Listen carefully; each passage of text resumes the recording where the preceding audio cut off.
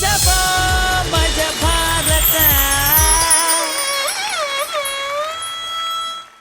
ನಮಸ್ಕಾರ ನಮಸ್ಕಾರ ನಮಸ್ಕಾರ. ನಾವು ಈ ದಿನ ಇಲ್ಲಿ ಯಾತಕ್ಕೆ ಸೇರಿದ್ದೇವೆ ಅಂತ ಹೇಳಿದ್ರೆ ಯಾತಕ್ಕೆ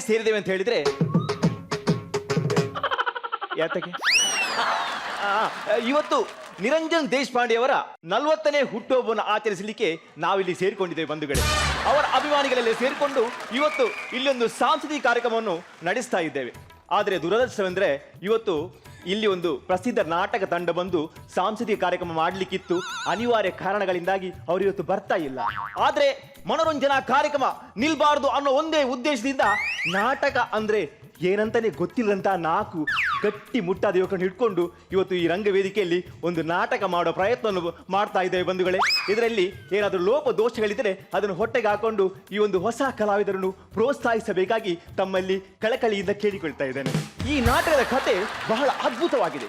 ಅದು ಏನಂತ ಹೇಳಿದರೆ, ಈ ರಾಜರ ಯುಗ ಅಂತ್ಯ ಆಗುವಂತ ಸಮಯ, ಈ ಮೊಬೈಲ್ನ ಯುಗ ಆರಂಭ ಆಗುವಂತ ಸಮಯ.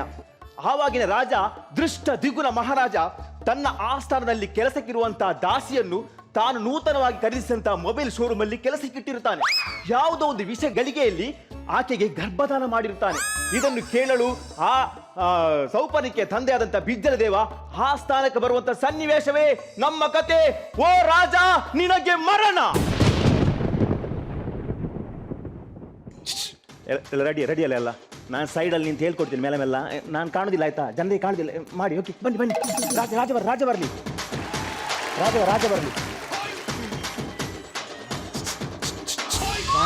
ನೀನ್ ಯಾಕೆ ಬಂದದ? ರಾಜ ಬರಲಿ, ನೀನು ಹೋಗು.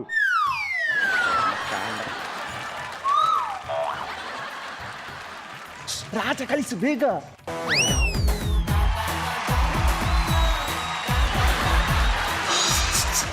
ಬಿಜ್ಜಲ ನೀನು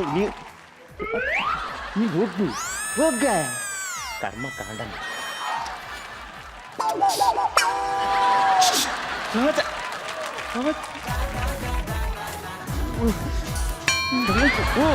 ನೀ ಹೋಗಿ ಡೌನ್ ಕಾಕಂಡು ಎಲ್ಲಿ ಹೋಗಿ ನೀನು.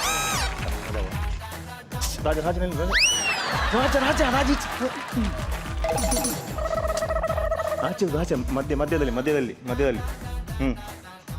ನೋಡು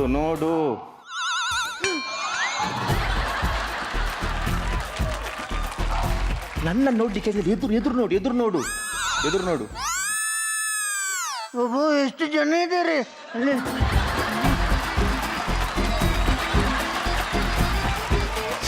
ಅವನು ಕಳಿಸಿ. ಬಿಜ್ಜಲ ಹೋಗು. ತುಂಬಾ ಜನ ಇದ್ದಾರೆ, ಅವ್ರು ಹೋಗ್ಲಿ, ಆಮೇಲೆ ಬರ್ತೀನಿ. ರಂಗದಲ್ಲಿ ರಾಜ. ಅಲ್ಲಿ ಪೂಜಾಗ ರಂಗದಲ್ಲಿ ರಾಜ ಆಯ್ತಾ? ರಂಗದಲ್ಲಿ ರಾಜ ಕಿವಿಗಳು. ನಾನು ರಂಗದಲ್ಲೆಲ್ಲ ಕಚ್ಚೇರಿದ್ದೀನಿ.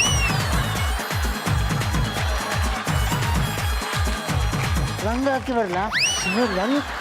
ರಂಗ ಅಲ್ಲೇ ಮಿಡ್ಲಲ್ಲಿ. ರಂಗದಲ್ಲಿ ರಾಜ. ರಾಜಗಾಂಭೀರ್ಯದಲ್ಲಿ ಆಚೀಚೆ ನಡೆ.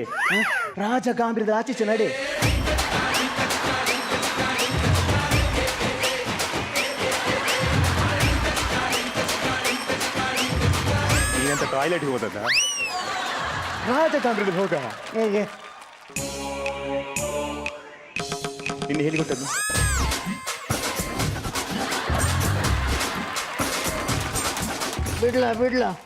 ಬಿಡ್ಲಾ ಎಂತ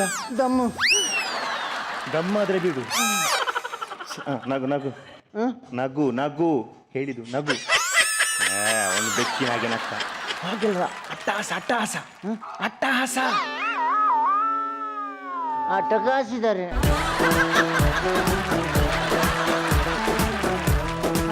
ಅಟ್ಟೆ ಕಾಸಿದಲ್ಲ, ಅಟ್ಟಹಾಸ. ಹೇಗೆ? ಜೋರಾಗಿ ನಗು. ನಿಂದು ಚಂದಾಗಿದೆ. ಸಾಕು, ನಿಂದು ಸಾಕು. ನಗು. ನನಗೆ ಹಸಿವಾಗುತ್ತೆ, ಆಗಲ್ಲ. ಸೂಪರ್. ಪರಿಚಯ ಹೇಳು. ನನ್ನ ಪರಿಚಯ ಇಲ್ಲ ಅಂದ್ರೆ ಎದಕ್ಕೆ ಕರ್ಕೊಂಡ್ ಬಂದಿ ಮತ್ತೆ? ನನ್ನ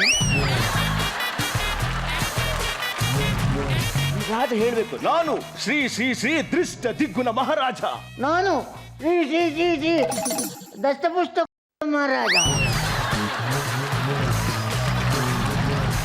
ದಷ್ಟಪುಷ್ಟಲ್ಲ, ದ್ವಿಷ್ಟ ದಿಗ್ಗುಣ ಮಹಾರಾಜ. ನಾನು ದಿಷ್ಟಿ ದಿಷ್ಟಿ ಸಿಂಹ. ಅಷ್ಟು ಕಷ್ಟದ ಹೆಸರು ಯಾಕಿತ್ತಿಲ್ಲಿ? ಸುಲಭದ ಹೆಸರು ಇಡೋಕ್ಕಾಗಲ್ವಾ? ನಿನ್ನ ಹೆಸರು ಹೇಳು. ನಾನು ದೀಪಕ್ ರಾಜ್ಕುಮಾರ್. ಮಕ್ಕಂಡು ಸಾಯಿ. ನೆಕ್ಸ್ಟ್ ಎಲ್ಲ ಗೊತ್ತಿಲ್ವಾ? ಹೇಳು. ಇನ್ನು ನನಗೂ 6 ರಾಜ್ಯದ ಕಪ್ಪ ಬರುತ್ತದೆ, ನನ್ನಲ್ಲಿ 8 ಆನೆಗಳಿವೆ, ಒಂದು ದೊಡ್ಡ ಮೊಬೈಲ್ ಶೋರೂಮ್ ಇದೆ. ನನಗೆ 6 ರಾಜ್ಯ ರಪ್ಪ ಬರ್ತದೆ, ನನ್ನ ಹತ್ರ 8 ಆನೆ ಇದೆ, ನನ್ನ ಮೊಬೈಲ್ ಸೋರ್ತದೆ. 6 ರಾಜ್ಯದ ಕಪ್ಪ ಬರುತ್ತದೆ, 8 ಆನೆಗಳಿವೆ, ಒಂದು ದೊಡ್ಡ ಮೊಬೈಲ್ ಶೋರೂಮ್ ಇದೆ. ನನಗೆ 6 ರಾಜ್ಯ ರಪ್ಪ ಬರ್ತದೆ, ನನ್ನ ಹತ್ರ 8 ಆನೆ ಇದೆ, ನನ್ನ ಮೊಬೈಲ್ ಸೋರುತ್ತೆ. 6 ರಾಜ್ಯದ ಕಪ್ಪ ಬರ್ತದೆ, 8 ಆನೆಗಳಿವೆ, ದೊಡ್ಡ ಮೊಬೈಲ್ ಶೋರೂಮ್ ಇದೆ. ನನ್ನ ಹತ್ರ ಅವ ಹೇಳಿದ್ದೆಲ್ಲ ಇದೆ.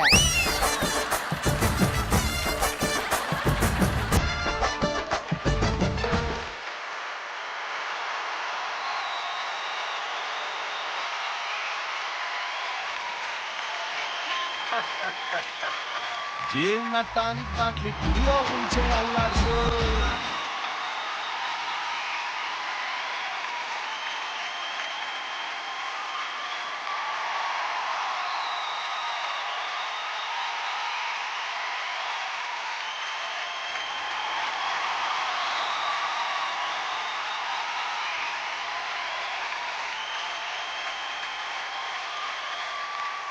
ಅಯ್ಯೋ, ನಾನು ಟಿವಿಯಲ್ಲಿ ಯೋಗ ಮಾಡುವವರನ್ನು ನೋಡಿದ್ದೀನಿ ತುಂಬಾ, ಆದ್ರೆ ಲೈವ್ ಆಗಿ ನೋಡುದು ಇದೇ ಫಸ್ಟ್ ಟೈಮ್. ನೀವು ಇಷ್ಟು ದೊಡ್ಡ ಜೀವ ಹಿಡ್ಕೊಂಡು ಆ ಕಾಲನ್ನು ನಿಮ್ಮ ಕುತ್ತಿಗೆಗೆ ಸುತ್ತಾಕ್ತಿದ್ದೀರಲ್ಲ, ಅದನ್ನು ನೀವು ಒಬ್ಬರಿಂದ ಎಲ್ಲ ಆಗುತ್ತೆ, 2 ಜನ ಇರುವುದರಲ್ಲಿ ಗೊತ್ತಾಗುದಿಲ್ಲ ಅಷ್ಟೇ. ಅಂದ್ರೆ ನನ್ನ ತಲೆ ಕೆಳಗೆ ಹೋಗುದಿಲ್ಲ, ಅವರದ್ದು ಕಾಲ ಮೇಲೆ ಬರುದಿಲ್ಲ. ಹಾಗೆ ಇಬ್ಬರು ಒಟ್ಟಾಗಿ ಒಂದು ಯೋಗ ಮಾಡಿ ಆಚೆ ಈಚೆ ಹೋಗೋ ಜನರನ್ನು ಎಳೆದುಕೊಳ್ಳುದು ನಾವು. ಓಹೋ, ಅಂದಾಗಿ ನೀವು ನಂದು ಕಂಪ್ಯೂಟರ್ ಜ್ಯೋತಿಷ್ಯ, ಅವಂದದೇ ಪುರಾತನ ಕಾಲದ್ದು. ಅಯ್ಯೋ, ನಾನ್ ಜೀವನದಲ್ಲಿ ಮೊದಲನೇ ಸರ್ತಿ ನೋಡುದು ಒಂದು ಜ್ಯೋತಿಷಿ ಪಾನ್ ಬೀಡೋ ಸ್ಟಾಲ್ ಹಾಕಿದ್ದು. ರೀ, ನನ್ಗೊಂದು ಸ್ವೀಟ್ ಬೀಡ ಹಾಕಿ. ಏನು ಬಾರ್ನ ಹೊರಗೆ ನಿಂತ್ಕೊಂಡು ನಾನೇನು ಪಾನ್ ಬೀಡ ಮಾರವನ? ನಂದು ಪುರಾತನ ಕಾಲದ ಜ್ಯೋತಿಷ್ಯ. ನಾನು ಈ ನಮ್ಮ ತಾಂಬೂಲದಲ್ಲಿ ನೋಡಿ ಮುಂದೆ ಆಗೋದು ಹಿಂದೆ ಹೋಗುದು ಎಲ್ಲ ನೋಡ್ತೇನೆ. ಒಂದು ವಿಷಯ ನೋಡಿ, ಅಲ್ಲೇ ಜಸ್ಟ್ ಝೂಮ್ ಮಾಡಿ ನೋಡುವ.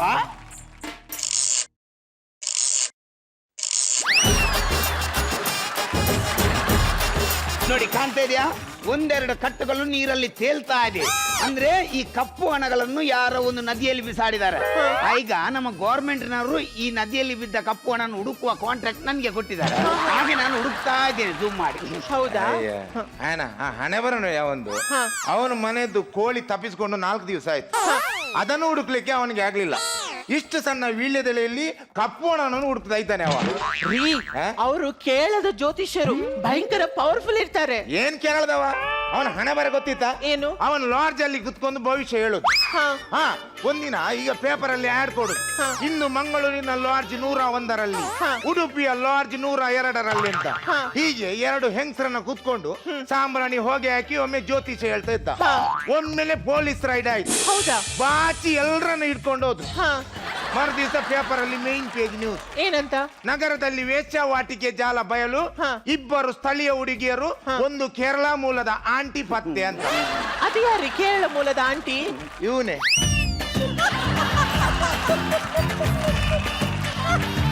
ಅದೇಗೆ?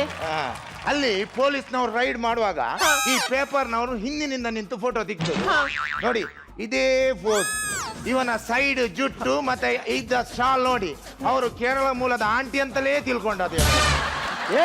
ನನ್ನ ಬಗ್ಗೆ ಹೇಳುವಷ್ಟು ಯೋಗ್ಯತೆ ಇಲ್ಲ ನಿನ್ಗೆ. ಏನು ಜ್ಯೋತಿಷ್ಯನೇ ಅವನು?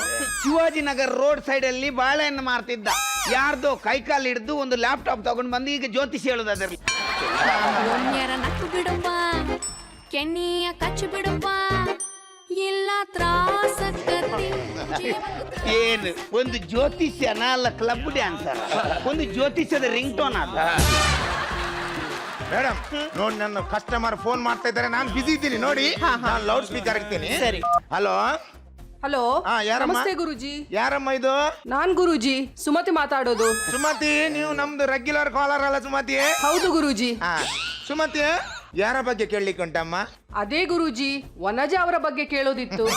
ತೋರ್ತುಂಟಮ್ಮ, ಆ ಹುಡುಗಿ ಅಷ್ಟೇನು ಸರಿ ಇಲ್ಲಮ್ಮ. ಅವಳಿಗೆ ಸ್ವಲ್ಪ ಹುಡುಗರ ಸಾವಾಸ ಇತ್ತು. ಅವಳನ್ನು ಹೀಗೆ ಬಿಟ್ರೆ ಅವಳ ಅನ್ಯ ಕೋಮಿನ ಹುಡುಗನೊಟ್ಟಿಗೆ ಪರಾರಿ ಆಗೋ ಚಾನ್ಸ್ ಉಂಟಮ್ಮ. ಗುರುಜಿ ಹಾ? ಏನ್ ಮಾತಾಡ್ತಾ ಇದ್ದೀರಾ? ಟ್ರ್ಯಾಕ್ ತಪ್ಪಿ ಮಾತಾಡಿದ್ರೆ ಅಲ್ಲಿಗೆ ಬಂದು ಬಡಿತೀನಿ ನೋಡಿ. ಯಾರ್ರೀ ವನಜ? ವನಜ ಅಂದ್ರೆ ನನ್ ಮಗಳಲ್ಲ, ನನ್ನ 80 ವರ್ಷದ ತಾಯಿ.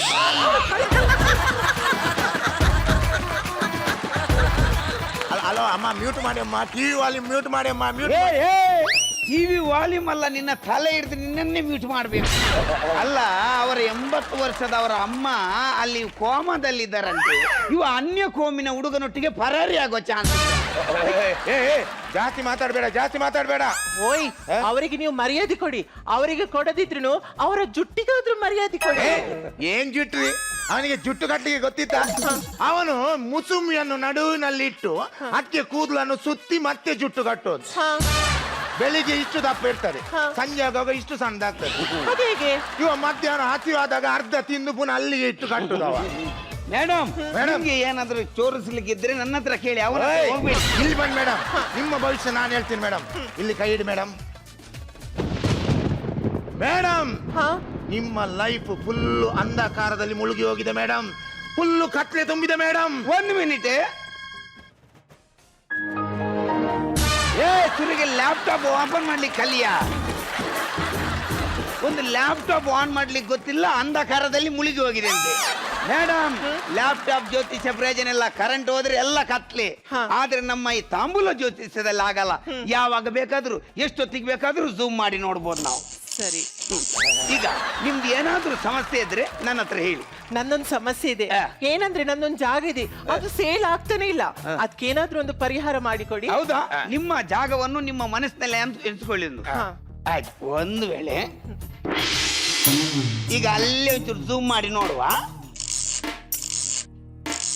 ಅಮ್ಮ, ನಿಮ್ಮ ಜಾಗದಲ್ಲಿ ಒಂದು ನದಿ ಹೋಗ್ತಾ ಇದೆಯಾ? ಹೌದು.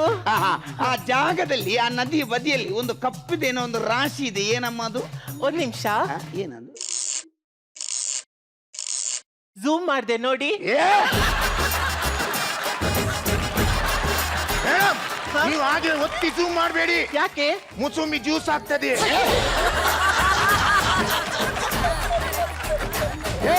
ನನ್ನ ಸುದ್ದಿಗೆ ಬರಬೇಡಿ, ನೀನು ಸುಮ್ಮನೆ ಕುತ್ಕೊಳ್ಳಿ. ಮೇಡಮ್, ಕರೆಕ್ಟ್ ಆಗಿ ನೋಡಿ. ಸರಿ. ನಿಮ್ಮ ಜಾಗದಲ್ಲಿ ಒಂದು ನಾಗರಾವಿನ ಸಮಸ್ಯೆ ಇದೆ. ಒಂದು ನಾಗರಾವು ಬುಸುಗುಡುತ್ತಾ ಇದೆ. ಅದಕ್ಕೆ ಬುಸುಗುಡ್ತಾ ಇದೆ? ಅದಕ್ಕೆ ಶೀತ ಆಗಿದೆ. ನಾಗರಾವ್ ಬುಸುಗುಟ್ಟದೆ ಮತ್ತೆ ಎಂತ ಬೌ ಅಂತ ಬೊಗಳ್ತದ. ಎಂತ ನಾಗರಾವ್ ಮಿಮಿಕ್ರಿ ಆರ್ಟಿಸ್ಟ್ ಇಲ್ಲಿ. ಕರೆಕ್ಟ್ ನೋಡಿ ಮೇಡಮ್. ಮೇಡಮ್, ನಾಗರಾವ್ ಟೆನ್ಷನ್ ಅಲ್ಲಿ ತಿರ್ಗ್ತಾ ಇದೆ. ನಾಗರಾವ್ ಟೆನ್ಷನ್ ಅಲ್ಲಿ ತಿರ್ಗ್ತಾ ಇದೆ. ಅಯ್ಯೋ, ಇವಾಗ ನಾನು ಏನ್ ಮಾಡುದು? ಏನಿಲ್ಲ ಮೇಡಮ್, ಟೆನ್ಷನ್ ಮಾಡಬೇಡಿ. 1 ರೂಪಾಯಿದು ಮಸಾಜ್ ತೈಲ ತಗೊಳ್ಳೋದು.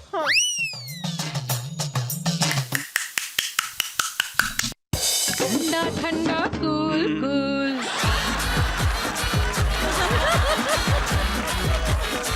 ಅಯ್ಯ, ನಾಗರಾವ್ ಅಲ್ಲೇ ಮಲಗಿ ಬಿಟ್ಟಿತ್ತು. ಮಲಗಿದಲ್ಲ, ಈ ರೀತಿ ಎಣ್ಣೆ ಹಾಕಿ ಬಡಿದ್ರೆ ನಾಗರಾವ್ ಅಲ್ಲೇ ಕೋಮಕ್ಕೆ ಹೋಗಿದೆ. ಮೇಡಮ್, ನಾನೀಗ ಕೇಳುದು, ನಿಮ್ಮಲ್ಲಿ ಆ ಜಾಗದ ಹತ್ರ ಒಂದು ಹುತ್ತ ಇದೆಯಾ? ಅಯ್ಯೋ, ಏನ್ ಮಹಾಜ್ಞಾನಿಗಳು ನೀವು. ನಿಮ್ಗೆ ಹೋಗಿ ಹೇಗೆ ಗೊತ್ತಾಯ್ತು? ಮತ್ತೆ ನಾಗರಾವ್ ಇರುವಲ್ಲಿ ಹುತ್ತ ಇಲ್ಲದೆ ನಾಗರಾವ್ ಅಂತ ಲಾಡ್ಜ್ ಅಲ್ಲಿ ರೂಮ್ ಮಾಡಿ ಕುತ್ಕೊಳ್ತದ. ಏನ್ ಮಾತಾಡ್ತಿದ್ದೀರಿ ಮೇಡಮ್? ಅವನ್ ಬಿಡಿ ಮೇಡಮ್. ನೀವು ಈಗ ಜಾಗದ ಸಮಸ್ಯೆ ಯಾಕೆ? ನೀವು ಜಾಗ ಮಾರುದಕ್ಕೆ? ಯಾಕಂದ್ರೆ ನಮ್ಮ ಊರಲ್ಲಿ ನಾನು ಪಂಚಾಯತ್ ಮೆಂಬರ್. ಹಾಗೆ ನಾನು ಇಲೆಕ್ಷನ್ ಗೆ MLA ಓಟಿಗೆ ನಿಲ್ಬೇಕಂತ ಇದ್ದೀನಿ. ಹಾಗೆ ಏನಾದ್ರೂ ಅದಕ್ಕೊಂದು ಪರಿಹಾರ ನೋಡಿ. ಮೇಡಮ್, ಒಂದು ವೇಳೆ ನೀವು ಒಂದು ಪಂಚಾಯತ್ ಎಲೆಕ್ಷನ್ ಇದ್ದವರು MLA ಎಲೆಕ್ಷನ್ ಗೆ ನಿಲ್ಲುವುದಂತಾದ್ರೆ ನೀವು ಆ ಪಕ್ಷ ಈ ಪಕ್ಷದಲ್ಲಿ ನಿಲ್ಲುದು ಬೇಡ. ನೀವು ಒಂದು ಪಕ್ಷೇತರವಾಗಿ ನಿಲ್ಲಿ. ನಿಮಗೊಂದು ಚಿಹ್ನೆ ನಾನು ಸೂಚಿಸ್ತೇನೆ. ನೀವು ಈ ಸರ್ತಿ ಒಂದು ಕುರಿ ಮರಿಯನ್ನು ನಿಮ್ಮ ಚಿಹ್ನೆ ಮಾಡಿ. ಯಾಕೆಂದ್ರೆ ಕುರಿ ಮರಿ ಬದುಕಿರುವಾಗ ಎಲ್ಲ ವೆಜ್ ತಿಂತದೆ. ಆಗ ವೆಜ್ಜಿನವರು ಓಟ್ ಹಾಕ್ತಾರೆ. ಅದನ್ನು ಕಡ್ದ ಮೇಲೆ ನಾನ್ ವೆಜ್ಜಿನವರು ತಿಂದು ಓಟ್ ಹಾಕ್ತಾರೆ. ಹಾಗಾಗಿ ಕುರಿ ಮರಿ ನಿಮ್ಮ ಚಿಹ್ನೆ. ಸರಿ. ಅವನು ಹೇಳಿದ ನೀವು ಚಿಹ್ನೆ ಇಟ್ರೆ ನಿಮ್ಗೆ ತುಂಬಾ ಒಳ್ಳೇದು. ನಿಮ್ಮ ಸಮಾವೇಶಕ್ಕೆ ನಿಮ್ಗೆ ಕಾರ್ಯಕರ್ತರು ಬೇಕಂತಿಲ್ಲ. ಮತ್ತೆ ನಿಮ್ಮ ಎದುರು ಒಂದು 500 ಕುರಿಗಳು ಹೋಗ್ರು. ಅದರ ಹಿಂದೆ ನೀವು ಒಂದಿಗೆ ಕಂಬಳಿಯನ್ನು ಹಾಕೊಂಡು ಕೈಯಲ್ಲೊಂದು ಕೋಲಿಟ್ಕೊಳ್ಳುದು.